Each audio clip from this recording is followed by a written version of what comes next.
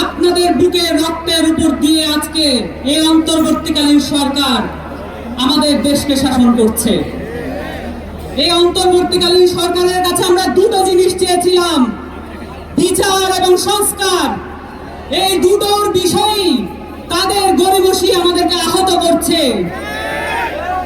এবং আমাদের দেশে কি ধরনের সংস্কার দরকার সে বিষয়ে একমাত্র বলার অধিকার রাখে এই শহীদ এবং আহতদের পরিবার এবং তারা আহতরা। আমরা আজকে তাদেরকে সামনে নিয়ে বলতে চাই, আমরা এখানে বিচারের আগে, সংস্কারের আগে কোনো নির্বাচন হতে দেব না। সংগ্রামী সাথী ও জনতা, আপনারা সকলে প্রত্যক্ষ করেছেন 2008 সালের পিলখানা হত্যাকাণ্ডের মধ্য দিয়ে, 2013 সালের শাপলা হত্যাকাণ্ডের মধ্য দিয়ে, 2018 গোটা সংস্কার আন্দোলনে ছাত্রদের দমন পীড়নের মধ্য দিয়ে, নিরাপদ সড়ক আন্দোলনের সময় আমাদের কচি যেই বাচ্চারা আছে, আমাদের যেই ছাত্ররা আছে, তাদেরকে নিপীড়নের মধ্য দিয়ে আমরা দেখেছি এখানে আওয়ামী লীগ সরকার তার স্বৈরাচারী দখল প্রতিষ্ঠিত করেছিল। এবং এই প্রত্যেকটা বিষয়ের বিচার আমাদেরকে আদায় করতে হবে।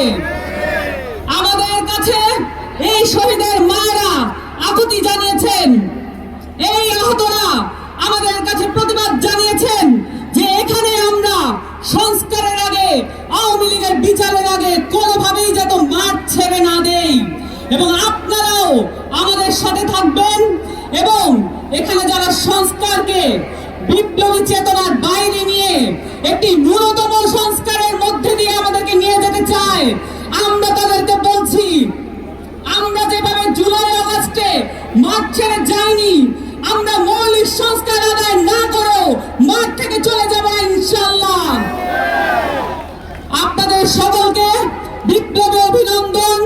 এবং যেখানেই যখনই আওয়ামী লীগের নেতাকর্মীদের আপনারা দেখবেন, যেখানে যখনই আওয়ামী লীগের মিছিল আপনারা অনুষ্ঠিত হতে দেখবেন, তাদের সাথে আপনারা এক রকমের প্রতিবাদ অবশ্যই করবেন এবং পুলিশের কাছে আপনারা সোপর্দ করবেন। আপনাদের কাছে বিপ্লবী আহ্বান জানিয়ে রাখলাম, এদেশে আর কোনোদিন আওয়ামী লীগ রাজনীতি করতে পারবে না। ইনকিলাব জিন্দাবাদ।